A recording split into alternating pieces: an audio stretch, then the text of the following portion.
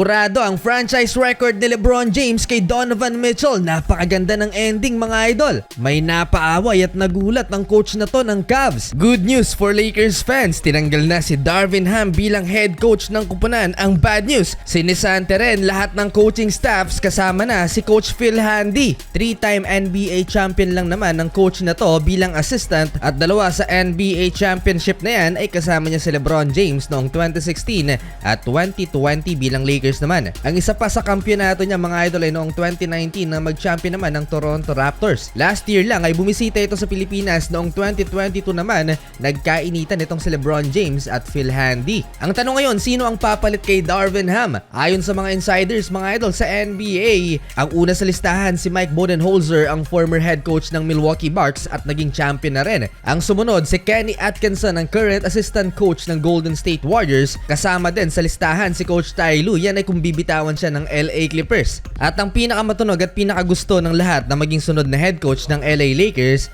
ay si JJ Redick. Nakamakailan lang ay na-interview niya sa kanyang podcast si LeBron James. Probably isa si JJ Redick sa pinakamatalinong NBA analyst ngayon na nagtratrabaho sa ESPN. Malalim mag-isip, 15 years ba naman naglaro sa NBA? Napapasama rin sa rumors ang kakaretiro lang na si Rajon Rondo at ang sinisante ng Milwaukee Bucks na si Coach Adrian Griffin. Puntahan na natin ang Game 6 sa pagitan ng Orlando Magic at Cleveland Cavaliers. 3-2 nga pala mga idol ang series na to in favor of Cleveland. Ang Orlando Magic ang may tallest lineup ngayon ng NBA playoffs. 4 sa kanilang starters ay 6'10" above ang height. Napabuhat kaagad si Donovan Mitchell sa opening quarter with 10 points pero mas buhat naman ni Franz Wagner ang Orlando Magic with 14 points mga idol. Kulang ang big man ng Cavs dahil wala si Jarrett Allen natapos ang first quarter lamang ng 4 ang home team 29-25. Nasa arena nga din pala mga idol ang Magic legend na si Dwight Howard. Second quarter, dikit lang laban nagkapisikalan si Marcus Morris at Jalen Suggs. Low-key lang kung magangas itong si Jalen Suggs pero talaga namang mapipiko ng kalaban. Nagtala pa to ng logo 3-pointer sa first quarter mga idol si Jalen Suggs. Sa pangunguna ni Donovan Mitchell na idikit ng Cleveland Cavaliers ang laban. Nagtala ng 19 points si Spida Mitchell sa first half. Unti-unti na rin nagpaparamdam sa opensa itong si Paolo Banchero. 21 years old pa lamang ito mga idol. Cheers bright para sa young roster ng Orlando Magic. 53-49 lamang ng 4 ang home team sa pagtatapos ng first half.